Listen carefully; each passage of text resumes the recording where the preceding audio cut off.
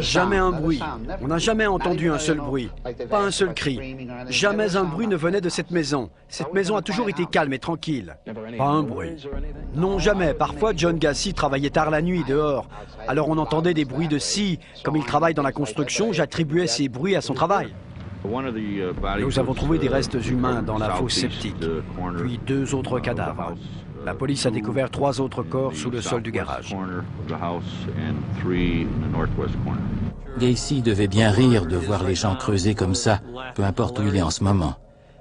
Peut-être qu'il rit encore aujourd'hui, de voir qu'ils sont passés à côté de ce qui reste à trouver. Quelle idée de croire que je suis un homosexuel, un tueur en série, que je traînais dans les rues, que je traquais les jeunes garçons et que je les massacrais. Si vous aviez vu mon horaire, vous sauriez très bien que je n'aurais jamais pu y arriver. Je n'ai jamais dit que j'étais un ange et j'ai reconnu publiquement tout ce que j'ai fait. Je crois fermement que ce que nous ignorons sur John Gacy est beaucoup plus vaste. C'est pire que tout ce que nous pourrons jamais imaginer. Coucou. John Wayne Gacy est sûrement l'un des pires tueurs en série que l'Amérique ait connu. Accusé et reconnu coupable de 33 meurtres d'adolescents, patron tyrannique qui torturait littéralement ses employés dans son bureau, tueur en série sadique qui conservait ses victimes dans son vide sanitaire sous sa maison qui dégageait une odeur nauséabonde, préparez-vous puisque le nom de John Wayne Gacy risque de vous rester en tête pendant plusieurs semaines. Bienvenue pour une nouvelle HVF.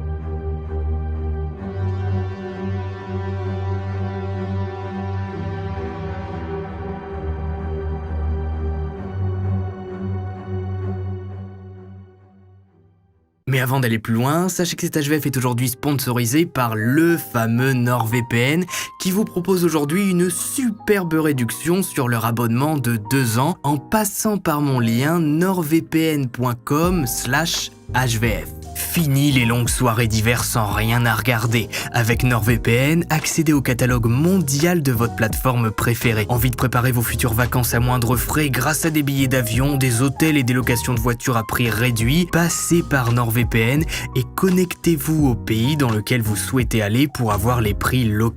NordVPN, c'est le VPN qu'il vous faut pour protéger vos données lorsque vous êtes connecté sur un Wi-Fi public, que ce soit à l'étranger ou à la terrasse du coin sur votre ordinateur ou téléphone. NordVPN vous offre la connexion la plus rapide possible. Mon lien nordvpn.com/HVF est en description, ou sinon vous pouvez aussi utiliser le code HVF, mais passer par mon lien, c'est quand même plus rapide. Salut à tous et à tous, Max Guys. On se retrouve pour une nouvelle histoire à la fois vraie et flippante dans laquelle on va enfin parler de John Wayne Gacy, barrant ainsi un nouveau nom dans notre longue liste de tueurs en série. D'ailleurs, si le sujet vous passionne, eh bien il y a une playlist dédiée à ça sur la chaîne dans laquelle on parle uniquement de tueurs en série.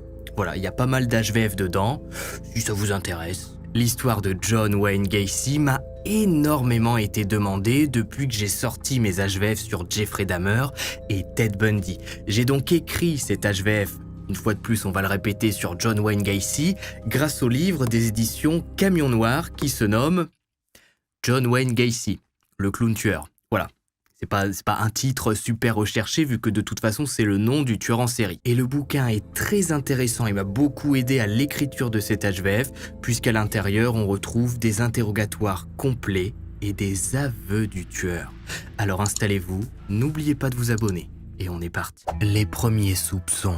Notre histoire prend place aujourd'hui, toujours aux États-Unis d'Amérique, mais plus précisément en Illinois, à Chicago, ville d'Al Capone, célèbre gangster américain. Chicago est une ville vivante qui évolue rapidement au fil des époques pour s'étendre sur plus de 600 km. C'est une ville gigantesque et au vu de son immensité, j'ai eu peur de découvrir que la maison de notre principal protagoniste, John Wayne Gacy ait été démolie. Eh bien, oui et non. En fait, la maison d'origine a été détruite, puis on a reconstruit par-dessus. Si l'on se rend au 8213 West Summerdale Avenue, le lieu n'est pas devenu un sanctuaire, mais de toute façon, on a tout un tas d'images d'époque de la vraie maison de John Wayne Gacy que vous allez voir tout au long de cet HVF. On est donc dans un beau petit quartier pavillonnaire comme savent si bien le faire les Américains. C'est grand, ça respire l'aisance financière et la réussite. Même si à l'époque des faits, fallait pas trop s'approcher de la baraque vu l'odeur. C'est donc dans cette grande maison que vit John Wayne Gacy dont on découvrira l'enfance et le début de vie juste après. En attendant, on est en 1978 et Gacy vit seul, sa femme Carol Hoff ayant demandé le divorce il y a 2 ans maintenant après avoir découvert des magazines représentant des hommes nus cachés dans la maison. Gacy lui a alors avoué sa bisexualité. Jusque-là, pas de problème, même si à l'époque c'est pas super accepté, vous imaginez bien.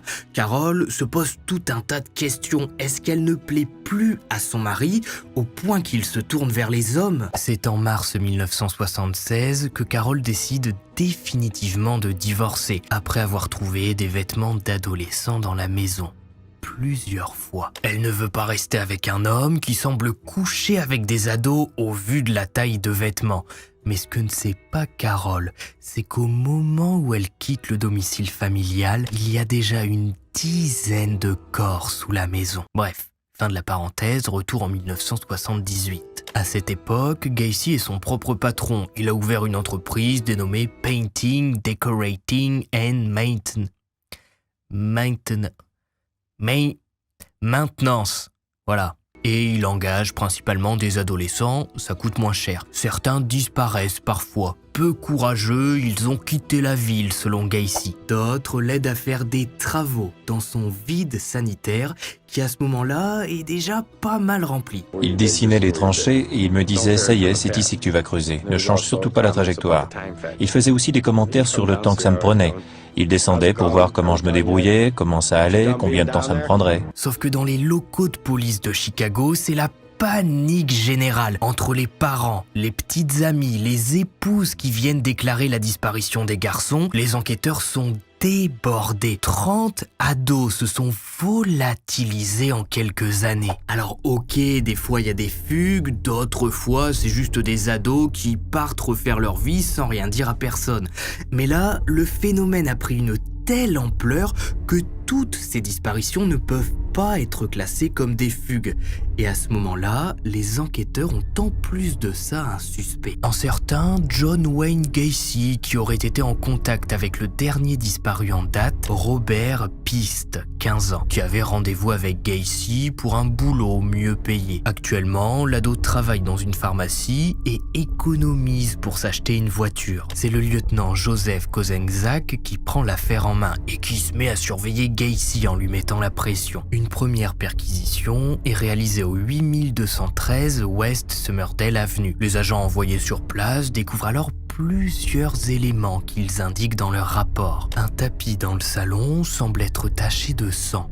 Une boîte à bijoux contient des permis de conduire appartenant à des jeunes hommes. Un couteau, un morceau de couverture taché, une paire de menottes, une bouteille de chloroforme, une corde en nylon et des vêtements d'adolescents. En plus de ça, la déco est vraiment flippante. Tout est très sombre, fait de bois.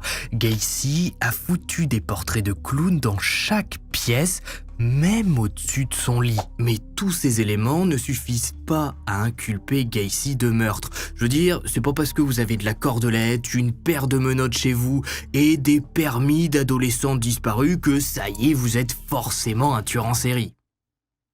Gacy est mis sous surveillance, sauf qu'à cette époque, il est en pleine folie meurtrière. Vous verrez après qu'à partir d'un certain moment, il enlève et met sous sa maison plus d'un adolescent par mois. Donc, ce savoir surveiller le rend fou. Voir cette voiture de flic qui le suit partout va lui faire péter un câble à tel point qu'il va carrément inviter les agents à faire une seconde perquisition chez lui. Sauf que ces agents, contrairement aux premiers qui sont venus il y a une semaine, ont un peu plus d'expérience et Gacy a oublié de couper le chauffage dans sa maison. On est en décembre. Lors de la première visite, il a eu de la chance, le chauffage était coupé. Mais maintenant que la chaudière tourne à fond, la chaleur fait remonter les odeurs du charnier qui se trouve sous la maison. C'est l'agent Schultz qui remarque l'odeur nauséabonde qui plombe l'atmosphère. Les deux agents repartent et font leur rapport au lieutenant Joseph qui, le 21 décembre, ordonne une opération d'envergure pour découvrir d'où vient cette odeur. Le quartier est bouclé, des journalistes affluent rapidement pour voir ce qu'il se passe. Gacy est arrêté. Et en voyant l'équipe scientifique qui se prépare, il avoue avoir enterré un ancien amant sous le sol de son garage. C'est de là que vient l'odeur. Alors effectivement, il y a bien un type sous la dalle du garage que Gacy a foutu là il y a quelques années. Mais les enquêteurs le savent. Une seule victime ne peut pas produire une telle odeur. Ils se concentrent donc sur le tapis du salon et finissent par découvrir une ouverture dans le parquet qui donne sur le dessous de la maison, ce qu'on appelle le vide sanitaire. En ouvrant cette trappe, les enquêteurs sont pris d'un relent. L'odeur est indescriptible, une odeur de viandasse pourri. L'un des enquêteurs active alors un bouton permettant à une pompe de se mettre en route pour vider un peu de boue. Puis, un expert scientifique est envoyé dans le vide sanitaire. Il découvre alors que des mouches et des asticots y ont pris place. La substance graisseuse qu'il y a à la surface n'est pas de la terre humide, mais de l'adipocire, une matière produite par la décomposition de la chair humaine. Et l'expert le comprend tout de suite. Un seul corps ne peut pas produire une telle quantité de matière. Il déclare aux équipes « Je crois que cet endroit est rempli de gamins. Vous pouvez l'inculper. » L'affaire John Wayne Gacy débute avec la découverte de ce charnier dans lequel des dizaines de victimes seront découvertes. L'odeur à l'intérieur est telle que les experts qui fouillent les lieux vont demander à ce que le plancher soit enlevé pour pouvoir mieux respirer. Les fouilles vont se faire comme sur un site archéologique. Chaque ossement est marqué, chaque zone est délimitée. Bien évidemment, je ne vous montre pas les gros plans sur YouTube, mais si vous voulez voir les vidéos filmées par les enquêteurs dans le vide sanitaire, ce sera disponible sur mon Twitter après la sortie de cet HVF. Mais alors, comment un homme comme Gacy a-t-il pu sévir en restant sous les radars ? Pourquoi est-ce qu'il a fallu plus de 30 disparitions pour que quelque chose soit fait ? Eh bien, vous allez découvrir que John Wayne Gacy avait un mode opératoire parfaitement rodé. À partir du moment où un adolescent entrait dans sa maison, il ne ressortait plus, puisque de toute façon, il mettait son corps sous la maison, dans le vide sanitaire. Donc Gacy ne prenait aucun risque, il ne ressortait pas avec le corps de sa victime. Mais alors, qui est vraiment John Wayne Gacy ? Homme insoupçonné jusqu'à la dernière minute, dont les voisins vont même aller voir les policiers pendant la perquisition, leur disant que c'est certainement une erreur. Gacy, c'est un type bien puisqu'il organise des barbecues chez lui tous les étés. Eh bien, pour comprendre la psychologie de John Wayne Gacy et comprendre comment il a pu en arriver là, il faut se pencher sur son tout début de vie. Une enfance violente. Je ne pouvais pas m'entendre avec mon père, il était trop dominateur. Pour lui, j'étais idiot et stupide et je ne ferais jamais rien de bon. Alors j'ai simplement décroché en me fichant de tout. On sait que pour beaucoup de tueurs en série, leur enfance est compliquée et fait naître en eux des traumatismes qui vont les suivre tout au long de leur vie et vont participer aux monstres qu'ils deviennent par la suite. Même si ça n'excuse rien. L'enfance de John Wayne Gacy ne déroge pas vraiment à cette règle. Gacy naît le 17 mars 1942. Il est le premier fils de ses parents, Helen Robinson et John Gacy Sr., qui ont déjà une fille aînée, Joanne. Plus tard, un troisième enfant rejoindra la famille, une petite Karen. Gacy grandit dans un quartier de classe moyenne dans le nord de Chicago. Il n'est pas dans un milieu pauvre où il y a de la délinquance, où les appartements sont pourris. Sa famille a une petite situation, le père travaille à l'usine, la mère est au foyer. tout se passe bien. Comme tout gamin américain de cette époque, Gacy fait également partie des scouts très jeune et fait des petits boulots après l'école. Il distribue le journal dans les rues voisines. Gacy n'est pas un gamin populaire à l'école. Il n'a pas énormément d'amis, mais travaille plutôt bien et les enseignants sont contents de ses résultats. Ils notent juste que le garçon peut être un peu rêveur et têtu de temps en temps, mais ça passera sûrement avec l'âge. Tout va bien à l'extérieur de la maison, sauf qu'une fois les portes closes, Gacy se retrouve dans un milieu violent. Son père est un débile, alcoolique, qui bat sa femme à la moindre contrariété. Et Gacy n'est pas aimé par son paternel qui le prend pour un lâche. Il utilise les insultes de l'époque tellement il est persuadé que son gamin d'à peine 10-11 ans est homosexuel. Gacy a un petit corps grassouillé, il traîne toujours avec ses sœurs. C'est sûr, d'après Gacy Senior, son fils sera gay.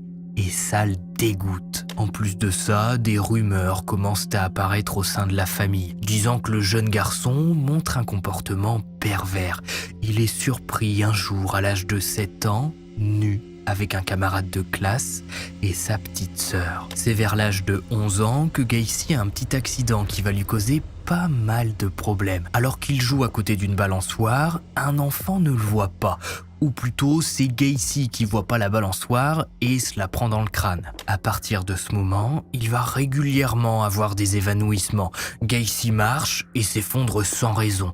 Son cerveau se déconnecte. Le garçon passe plusieurs examens. Les médecins le pensent cardiaque dans un premier temps. Puis, après 5 ans d'évanouissement régulier, les médecins américains découvrent qu'en fait, le choc de la balançoire a créé un caillot de sang dans le cerveau de Gacy, ce qui fait qu'en fait, son cerveau n'est pas assez alimenté en oxygène et lorsqu'il étouffe, fait s'évanouir Gacy. Heureusement, un traitement existe et le caillot est dissous. Pour la petite anecdote, Gacy racontera plus tard que sa première fois, il avait décidé de la faire avec une prostituée. Il avait donc emprunté la voiture de son père, il avait trouvé une fille qu'il avait payée, sauf qu'au moment où il était à 2 doigts de réussir, de enfin faire sa première fois, Gacy a perdu connaissance. La fille a paniqué et s'est enfuie en courant. Avec l'argent, bien évidemment. À 17 ans, ne se sentant pas à sa place au sein du foyer familial, Gacy décide de partir pour Las Vegas, à l'autre extrémité du pays. Il n'a pas de diplôme, mais veut trouver du travail et vivre le rêve américain. À l'époque, rien de surprenant. Sans diplôme ni formation, Gacy prend le premier job qu'on lui propose et que personne ne veut faire. Travailler dans une morgue. Et c'est pendant ce premier job que Gacy va se rendre compte que les cadavres, ça ne lui fait pas peur. Au contraire, il prend même plaisir plusieurs fois à observer les morts dans leur grande boîte. Il les parcourt de ses mains de temps en temps, les touche un peu, leur caresse les cheveux. C'est à ce moment-là que John Wayne Gacy se désensibilise totalement de la mort. Mais c'est pas pour autant qu'il a envie de tuer. En tout cas, les archives de police de l'époque ne mentionnent aucun souci concernant Gacy. Il revient à Chicago, la suite est un petit peu lambda. Sa mère tombe malade, il s'occupe d'elle, fait une école de commerce, obtient son diplôme, trouve un petit job dans un magasin de vêtements, et puis voilà. Tout roule pour Gacy. En septembre 1964, Gacy rencontre Marlene Myers, une nouvelle collègue qui vient d'être mutée dans son magasin. Les deux se plaisent, se mettent en couple et se marient rapidement comme le veut la tradition à l'époque. On ne reste pas en couple si ça se passe bien. On officialise très vite. Mais Gacy ne se marie pas avec Marlene parce que c'est le grand amour, mais parce qu'il a appris que son père possédait des franchises dans un fast-food en Iowa, les Kentucky Fried Chicken. Et après son mariage avec Marlene, il devient gérant de l'un de ses restaurants. Un petit chef, le genre de type qu'on n'a pas envie d'avoir comme patron. Le petit minable du coin qui gère un restaurant pourri, mais qui se prend pour le patron d'Amazon. Gacy, c'est un peu le genre de type qui se plaindrait aujourd'hui de ne plus trouver personne pour son restaurant, alors qu'il ne paie pas les heures supplémentaires et qu'il ne donne jamais de jour de repos complet à ses employés. Voilà, pour vous donner une idée du personnage. Mais notre futur tueur en série, il a l'esprit start-up. Ok, les conditions de travail dans son restaurant sont pas au top, mais il donne accès à ses employés à sa cave de maison dans laquelle il a aménagé un espace détente avec un baby-foot et une télé. Sauf que cette cave est un piège qui se referme sur chaque personne qui a le malheur d'entrer à l'intérieur. À plusieurs adolescents, Gacy prétend qu'il mène des expériences scientifiques pour une commission d'État à propos du comportement sexuel des ados. Il les oblige alors à le toucher et à se laisser faire. Par honte, aucun ne dénoncera Gacy, qui va pourtant un petit peu trop prendre la confiance lorsqu'il va inviter Edward Lynch, 16 ans, à venir jouer dans sa cave. Gacy et Edward s'entendent bien. Enfin, l'ado est content de pouvoir boire quelques bières devant un film. Sauf que pendant le visionnage, Gacy commence à se rapprocher de lui, à le toucher. Et Edward lui explique gentiment que, lui, il aime les filles. Gacy est gentil, mais il ne veut rien faire avec lui.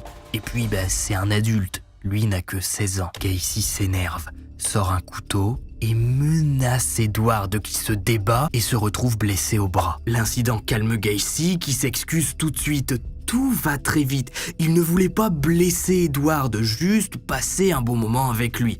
Pour s'excuser, Gacy demande alors à Edward s'il veut voir un tour de magie de sa part.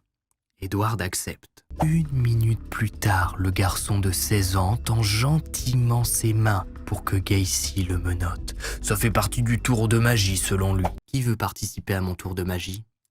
Sauf que une fois menotté, Gacy en profite de nouveau pour s'approcher d'Edward qui se retrouve piégé mais qui se débat avec ses jambes. Fou de rage voyant qu'il n'arrive pas à déshabiller l'adolescent malgré ses multiples stratagèmes, Gacy se jette sur lui et se met à l'étrangler jusqu'à lui faire perdre connaissance. C'est la première fois à ce moment-là, d'après les archives de police, que Gacy étrangle quelqu'un. Terrifié à l'idée que le gamin soit mort, Gacy le secoue, lui demande pardon, le supplie pour qu'il ouvre les yeux. Edward reprend connaissance et demande à Gacy de le laisser tranquille, qu'il ne dira rien. Ce jour-là, Edward sortira vivant de cet enfer.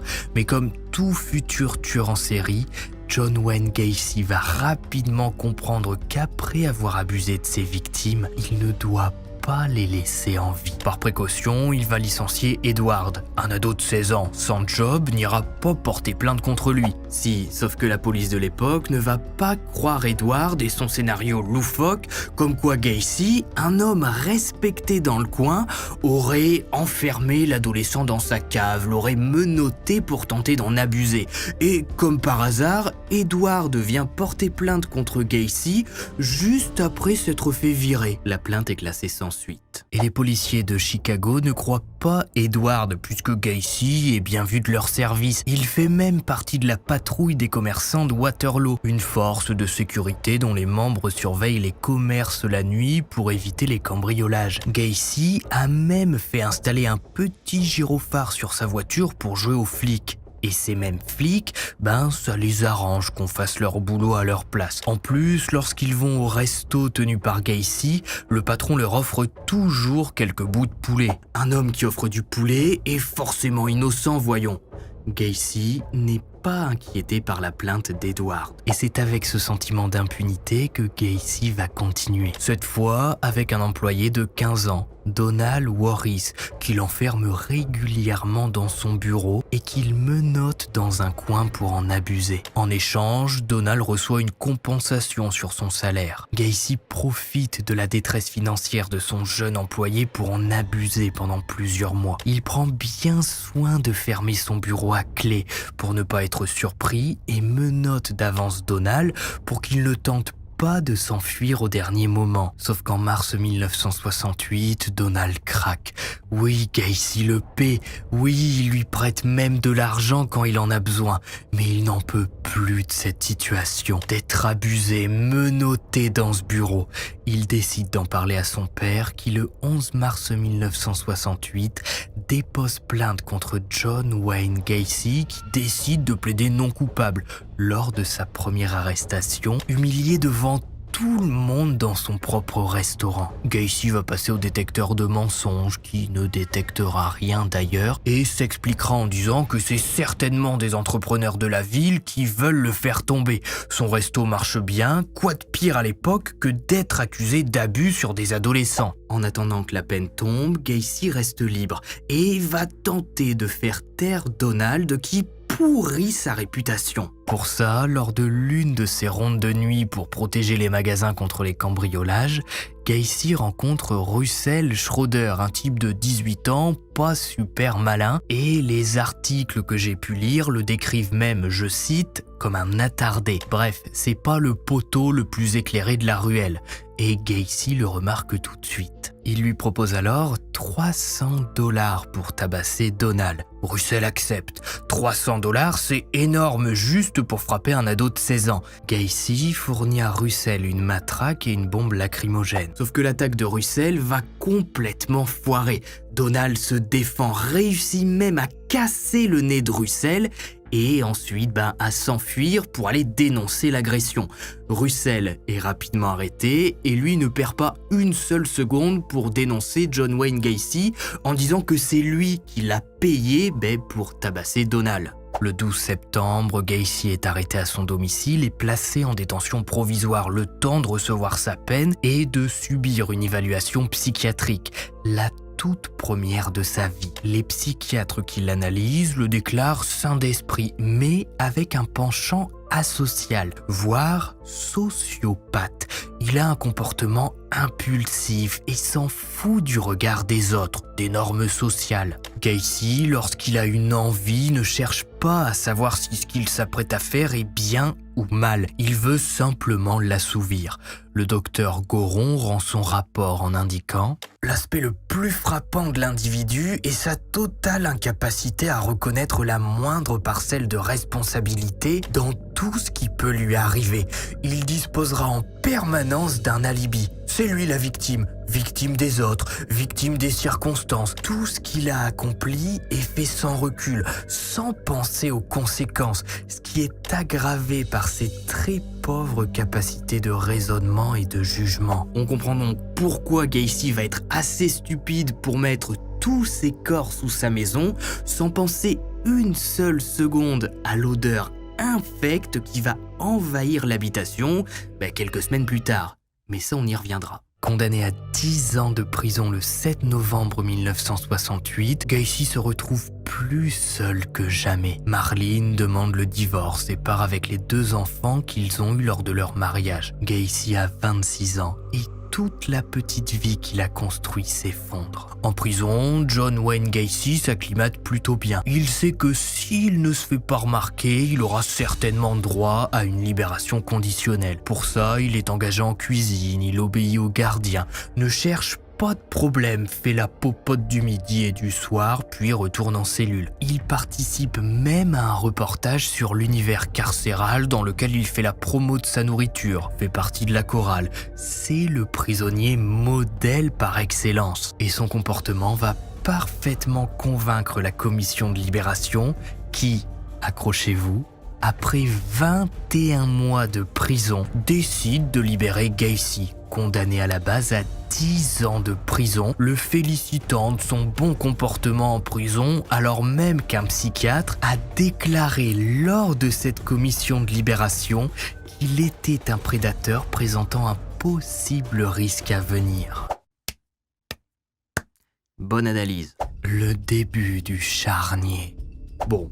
Nous voici au point de non-retour. Gacy, qui avait pris 10 ans de prison, sort après 21 mois d'incarcération et se dirige tout droit vers Chicago en se disant que de toute façon, s'il se fait reprendre, il aura juste à jouer au prisonnier modèle pour voir sa peine diminuer. À sa sortie de prison, Gacy retourne à Chicago et il fait tout pour se forger une réputation d'homme parfait. Il trouve un job en tant que cuisinier dans un restaurant de Chicago. De nouveau, il fait ami-ami avec les flics du coin en leur offrant du poulet. Après 4 mois de boulot, il obtient un prêt et s'achète sa fameuse maison au 8213 d'West Summersdale Avenue qui va devenir au fil des prochaines années un véritable charnier. Gacy se lie d'amitié avec ses voisins, organise des parties de poker, les invite à boire des bières, passe même Noël chez un couple, les Grexa. Mais en février 71, il est à 2 doigts de retourner en prison. Il s'est fait piéger, c'est ce qu'il dit à ses proches. Un ado avait besoin d'aide, il l'a ramené chez lui un soir et le gamin l'accuse maintenant de l'avoir abusé.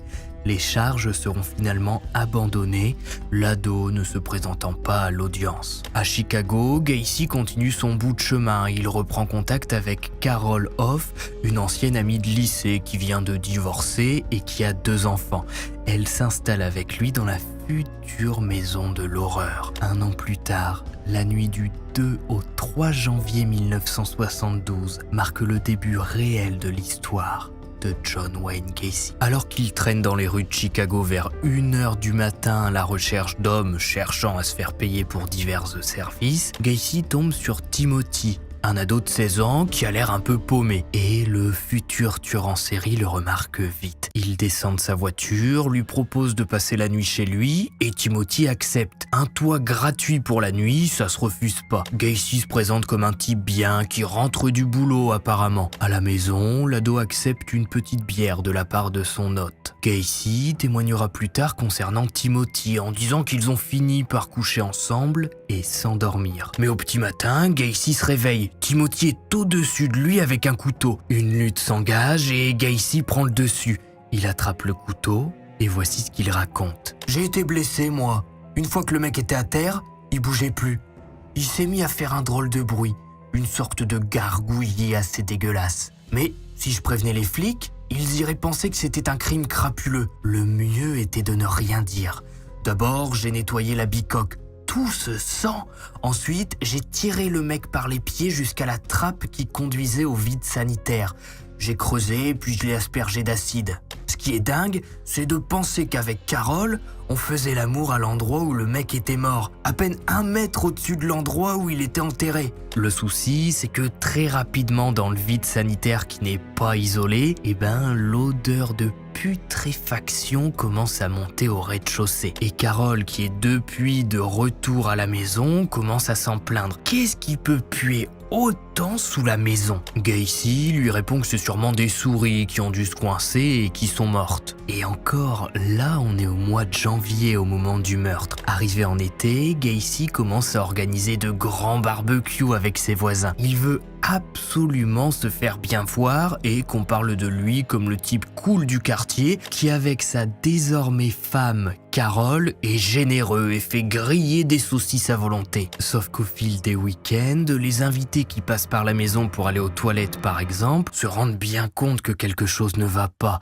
L'odeur leur monte au nez et au fil du temps, de plus en plus de voisins déclinent les invitations de Gacy qui explique pourtant que les odeurs viennent simplement d'un problème de tuyauterie. Bon sang de bonsoir. Et même si c'est faux, personne ne va chercher à trouver la source des odeurs. Gacy fout des pchit-pchit partout, ou du sang-bon si vous préférez, et il passe à autre chose, laissant le corps se décomposer au fil de l'été. Pendant un certain temps, Gacy ne tue pas, même si ce premier meurtre lui a procuré un frisson de plaisir comme il le dira plus tard. En attendant sa prochaine victime, il s'engage dans diverses activités, toujours pour se faire bien voir. Gacy a un besoin irrationnel de reconnaissance. Il veut absolument que le plus de personnes possible connaissent son existence et le voient comme un type bien. Peut-être parce que son père, durant son enfance, l'a toujours pris pour un bon à rien, un lâche qui ne ferait rien de sa vie. Gacy veut sûrement se prouver le contraire, alors il devient clown. Pogo le clown, de son nom de scène, pour amuser les enfants dans les hôpitaux du coin. Avec les adultes, Gacy tente d'être sérieux et de se faire bien voir. Il est même devenu son propre patron en ouvrant en 1974 sa propre entreprise, la Painting, Decorating and Maintenance. Bon, ça ira. une entreprise de rénovation. Sauf que comme lorsqu'il était gérant de restaurant, Gacy n'embauche que des adolescents. Ça coûte moins cher et en plus des ados, généralement ça pose pas de problème. Donc il les paie un petit peu quand il en a envie. Certains n'osent pas réclamer leur salaire et changent de boulot. D'autres disparaissent carrément ou sont retrouvés noyés. Accident, d'après les enquêteurs. L'un d'eux, Johnny Butkovich, 16 ans, peintre pour Gacy, va décider de ne pas se laisser faire et d'aller mettre un coup de pression à Gacy avec 2 amis. Mais le pervers, sûr de lui, ne va pas se laisser faire, même quand Johnny va le menacer de porter plainte contre lui. L'altercation en reste là. On est en début de soirée le 31 juillet 1975. Sauf que Johnny, comme tous les ados en été dans les environs de Chicago et ailleurs d'ailleurs, traîne un petit peu dans les rues. Ce soir-là, il tombe de nouveau sur Gacy qui vient lui parler, lui dit qu'il est désolé pour l'altercation et qu'il est prêt maintenant à discuter avec lui. Gacy invite donc Johnny à monter dans sa voiture et les deux se rendent chez Gacy.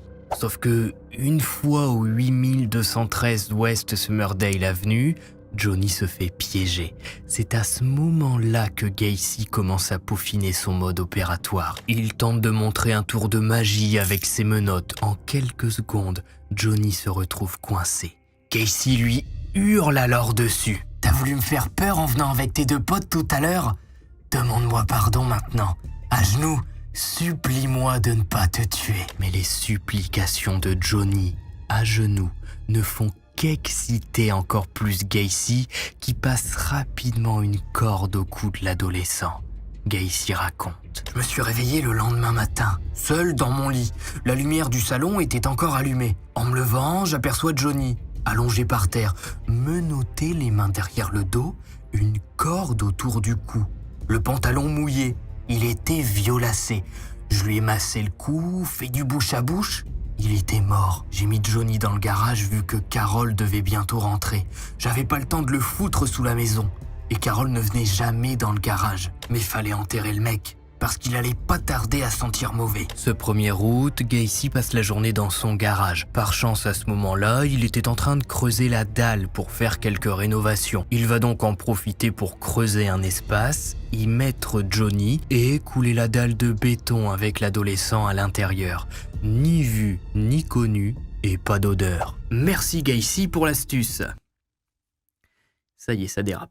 Les enquêteurs prévenus de la disparition de Johnny par ses parents concluront rapidement à une fugue, même si le père de Johnny témoignera en disant que son fils avait parlé d'une altercation avec son patron, John Wayne Gacy, quelques heures avant sa disparition. Et Carole, la femme de Gacy, est importante dans cette affaire, puisque c'est sa présence dans la maison qui empêche le tueur en série de se lâcher complètement et de ramener des adolescents chaque soir pour les foutre dans son vide sanitaire. Sauf que moins d'1 an après le meurtre de Johnny, Carole va demander le divorce en découvrant que son mari stocke des magazines de charme avec des hommes. Le 2 mars 1976, Gacy est désormais seul dans sa grande maison. Son mode opératoire est plus ou moins trouvé.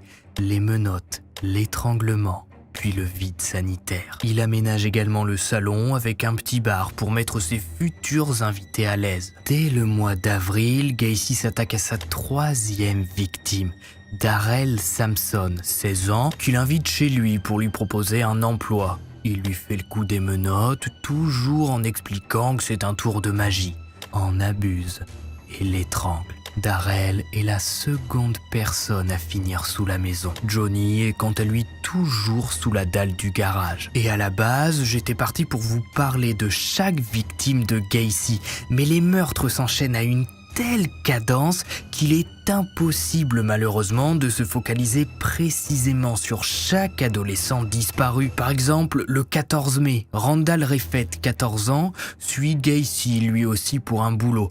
Tout au long de la journée, il est soumis à Gacy qui prend plaisir à lui faire mal et à abuser de lui avant de le foutre sous la maison. Le même jour, c'est Samuel Stapleton qui revient de chez sa grande sœur à pied. À 23h, il accepte d'être raccompagné chez ses parents par Gacy. lui aussi finira sous la maison. On sait qu'à cette période, un ado de 16 ans, Mike Rossi, va réussir à s'échapper et pour éviter qu'il ne porte plainte, Gacy va lui proposer du boulot.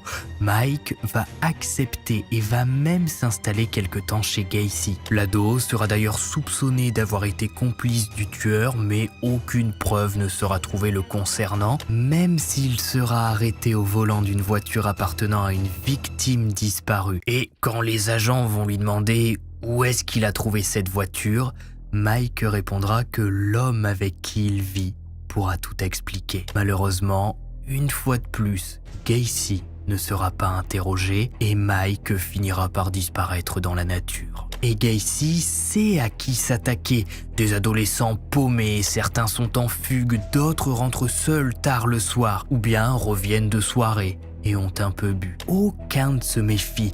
Gacy a une bonne tête, il semble sympa, propose un petit verre et au fil des attaques, John Wayne Gacy peaufine son mode opératoire. Il se met à utiliser du chloroforme quand certains sont trop vigoureux pour qu'il les étrangle d'un coup. Et le vide sanitaire se remplit. Les mouches et les vers pullulent à l'intérieur. L'odeur est nauséabonde dans la maison.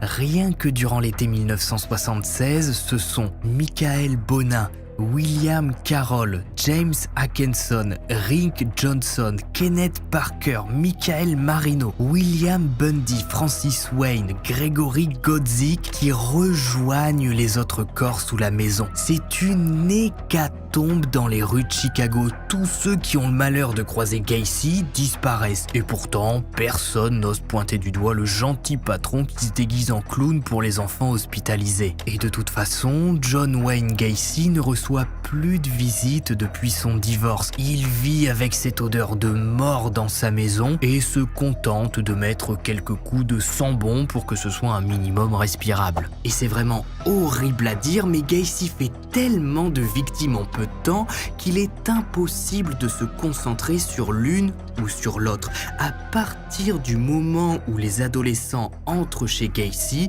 le tueur met son mode opératoire en route.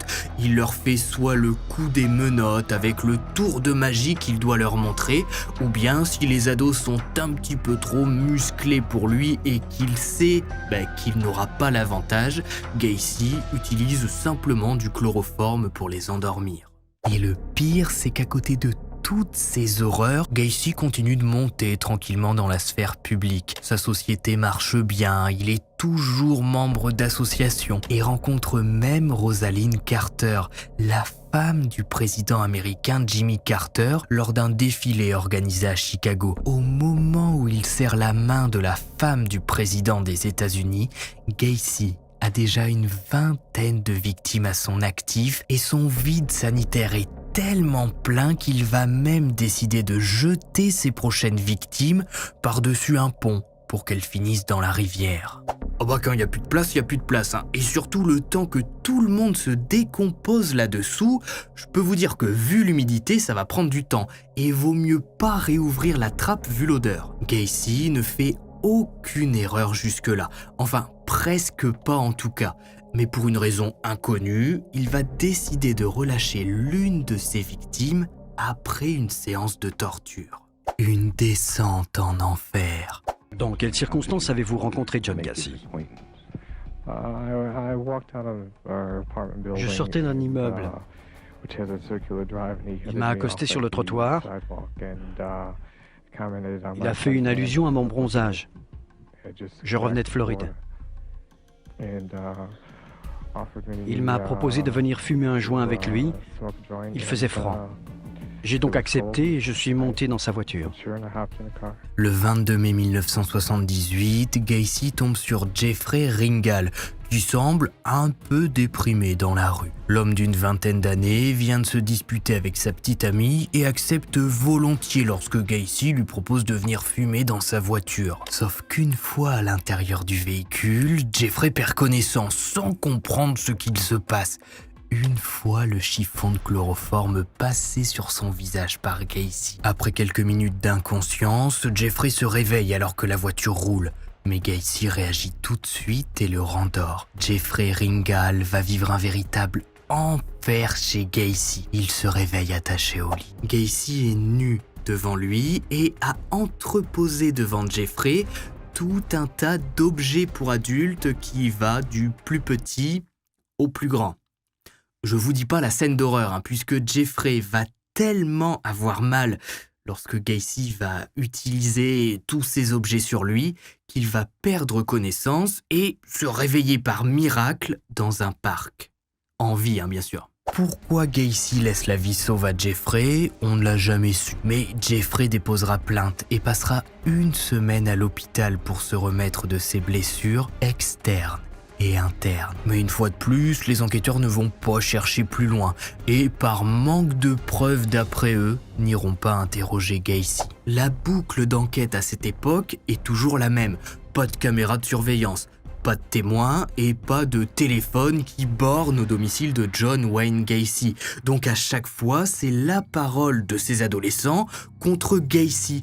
Et vu que Gacy est un homme réputé qui s'entend bien avec les policiers du coin, il ne lui arrive jamais rien. Le 11 décembre 1978, c'est la mère de Robert Piste, 15 ans, qui appelle les autorités pour signaler que son fils qui travaille dans une pharmacie n'est pas rentré à la maison. Elle parle d'une situation un peu étrange. En fait, Robert travaille dans une pharmacie après les cours pour mettre un peu d'argent de côté et s'acheter sa toute première voiture. Ce 11 décembre, c'est son anniversaire et pour lui faire une petite surprise, sa mère a décidé d'aller le chercher à la pharmacie. Voilà, ça lui évite de rentrer à pied et puis ça lui fait plaisir. Robert est bien évidemment content, mais il explique à sa mère qu'il a rendez-vous avec un homme à l'arrière de la pharmacie pour peut-être avoir un nouveau job mieux payé. Robert sort donc à l'arrière de la pharmacie et sa mère l'attend devant. Au bout d'une bonne demi-heure, la mère de Robert se dit que bon là, ça y est, faut y aller quoi. Il y a un petit gâteau qui l'attend à la maison, c'est son anniversaire, on y va. Elle se rend à l'arrière de la pharmacie, dans la petite ruelle, mais l'adolescent de 15 ans s'est volatilisé. Personne. La petite ruelle est vide, Robert n'est pas là, avec cet homme lui ayant apparemment proposé un travail. La mère retourne à l'intérieur de la pharmacie et demande avec qui Robert était censé avoir rendez-vous. L'une des pharmaciennes répond alors « C'était John Gacy, je crois. Un entrepreneur, je l'ai vu parler avec Robert dans l'après-midi. » Bon, Madame Piste ne connaît pas ce John Gacy, mais elle décide tout de suite de prévenir les autorités. Son garçon, après tout, n'a que 15 ans et ce n'est pas normal s'il est parti maintenant avec un homme adulte. C'est le lieutenant Joseph Kozenzak qui est chargé de l'affaire. Il a au bout du fil une mère un peu désemparée par la situation qui explique que son fils est un garçon qui travaille, gentil, gymnaste au lycée et qu'il n'a aucune raison de partir comme ça sans rien dire à sa mère qui, je le rappelle, l'attendait devant la pharmacie. En apprenant que l'ado serait parti avec un certain John Wayne Gacy, le lieutenant trouve rapidement son nom dans la base de données.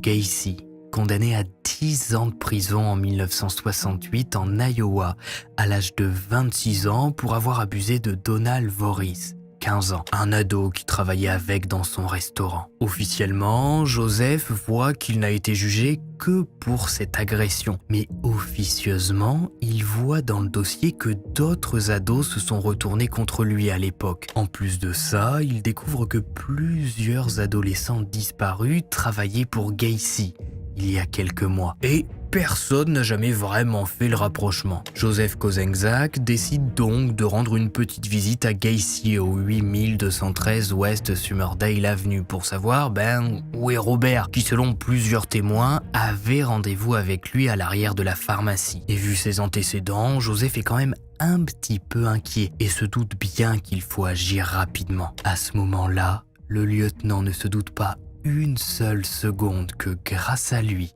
la chute de celui qui sera considéré comme l'un des pires tueurs en série américains débute. Arrivé devant le domicile de Gacy, Joseph toque.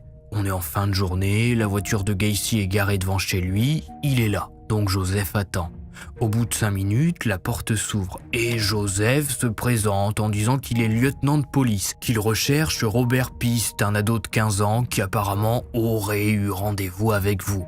Gacy semble étonné. Non, il connaît pas du tout ce Robert Piste. Et là, Joseph, il est un peu gêné. La mère de Robert a bien cité le nom de John Gacy au téléphone. Elle le sort pas de son chapeau. Pourquoi Gacy dit ne pas connaître Robert ? Pour mettre au clair la situation, Joseph propose à Gacy de le suivre au poste, pour lui poser quelques questions. Mais Gacy refuse, il a pas le temps, vient d'y avoir un décès dans sa famille et il attend des appels importants. On apprendra plus tard qu'à ce moment-là, le corps de Robert Pist est caché au grenier de la maison de John Gacy. Joseph repart bredouille, mais avec le sentiment que quelque chose cloche dans cette histoire. À 3h30 du matin, un homme couvert de boue passe la porte du poste de police. C'est Gacy. Il explique aux agents que sa voiture s'est embourbée, qu'il a galéré à arriver mais qu'il est maintenant dispo si le lieutenant a des questions. Sauf que forcément, Joseph a quitté son service depuis quelques heures maintenant. Et Gacy ose faire l'étonner. Il comprend pas, lui il se rend disponible pour l'enquête et le lieutenant n'est pas là. Et une fois de plus, on apprendra plus tard que Gacy arrive à cette heure au commissariat pour se faire interroger et prouver sa bonne foi, parce qu'en réalité, il s'est embourbé avec sa voiture en allant jeter le corps de Robert Pist par-dessus la rivière. Donc voilà, forcément, il a fallu pousser, il est plein de boue et il arrive en retard.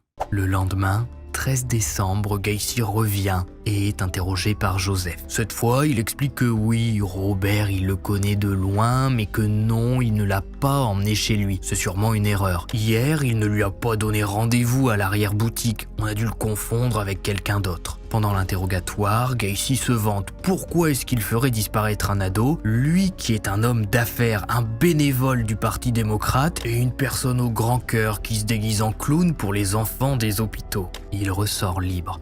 Mais la suite, vous la connaissez, je vous l'ai raconté au début de cet HVF. La surveillance, la traque et la chute lors de la seconde perquisition. D'ailleurs, faut savoir que le jour de son arrestation, Gacy est arrêté parce qu'il est vu par les flics qu'il surveille en train de revendre des substances illicites. Certains pensent que c'était un stratagème de sa part pour lui éviter une perquisition complète. Il aurait plaidé coupable pour revente de drogue et s'en serait sorti tranquillement. Sauf que non, justement, c'est là que les enquêteurs vont en profiter pour fouiller toute sa maison. Échec et mat. Lorsque je suis retourné à la pharmacie, le gamin m'attendait. Je lui ai dit de monter dans ma bagnole. Celui-là, c'était un drôle. Il voulait gagner du fric facilement. Il m'a dit qu'il était prêt à tout pour ça. C'était pas vrai. Chez moi, je lui ai passé les menottes. Il a pas protesté quand je lui ai baissé son pantalon, mais il s'est mis à chialer quand j'ai commencé à le toucher. Ça m'a énervé. Il me restait plus qu'un truc à lui montrer. La corde. Mais le téléphone a sonné. Le temps que je réponde, je l'ai retrouvé par terre en pleine convulsion. Je l'ai mis au lit, mais je crois bien qu'à ce moment-là, il était déjà mort. La psychologie de Gacy reste la même. Souvenez-vous de l'analyse du psychiatre Goron qui disait que Gacy rejetait toujours la faute sur les autres. Jusqu'au bout, il va se trouver des excuses. Si Robert est mort, c'est parce que le téléphone a sonné et il a oublié la corde au cou. C'est vraiment pas de chance. Quelle idée de croire que je suis un homosexuel, un tueur en série, que je traînais dans les rues, que je traquais les jeunes garçons et que je les massacrais. Si vous aviez vu mon horaire, vous sauriez très bien que je n'aurais jamais pu y arriver. Je n'ai jamais dit que j'étais un ange et j'ai reconnu publiquement tout ce que j'ai fait. Et puis, Gacy, à 1 mois de son procès, pour sa défense, va se mettre à parler d'un double maléfique qui prend possession de lui. Un certain Jack qui le contrôle pendant les meurtres. Il peut pas résister. Avec cette tentative, Gacy tente d'échapper à la peine capitale et donc d'être interné en hôpital psychiatrique. Ça ne convaincra pas les jurés, ni la justice américaine, qui le 30 mars 1980 condamne John Wayne Gacy à la peine de mort. Jusqu'au bout, Gacy va pourtant tenter de faire passer ses 33 meurtres pour de simples accidents. Il décidera pourtant de collaborer avec le FBI pour les aider à en apprendre plus sur les tueurs en série. En prison, Gacy dessine. Certaines de ses œuvres seront vendues jusqu'à $20 000 dans les années qui suivent. Et il est heureux. Il le dit lui-même, dans sa cellule, il a accès à la télé, au téléphone. Personne ne vient l'ennuyer. Et puis son nom résonne en Amérique. John Wayne Gacy fait l'objet de reportages, de livres, d'émissions télé.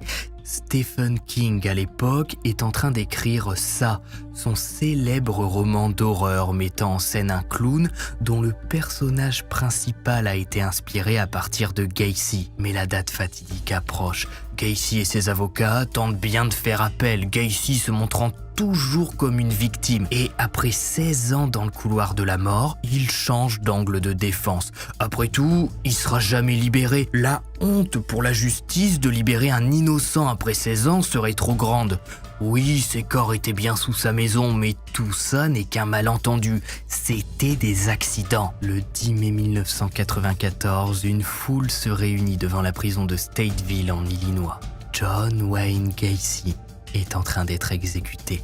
À l'agent pénitencier qui lui demande ses derniers mots, Gacy répond « Va te faire foutre ». Gacy est mort heureux, sachant qu'il avait marqué l'histoire, et lui qui a tant cherché la reconnaissance des autres tout au long de sa vie, a fini par faire connaître son nom à l'Amérique entière.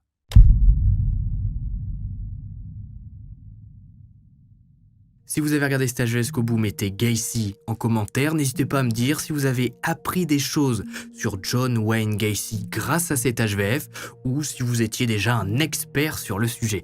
N'oubliez pas le pouce bleu, de vous abonner. On se retrouve sur Twitter pour du contenu exclusif et sur Instagram. Des fois, je mets des petites stories en rapport avec les HVF. Les HVF.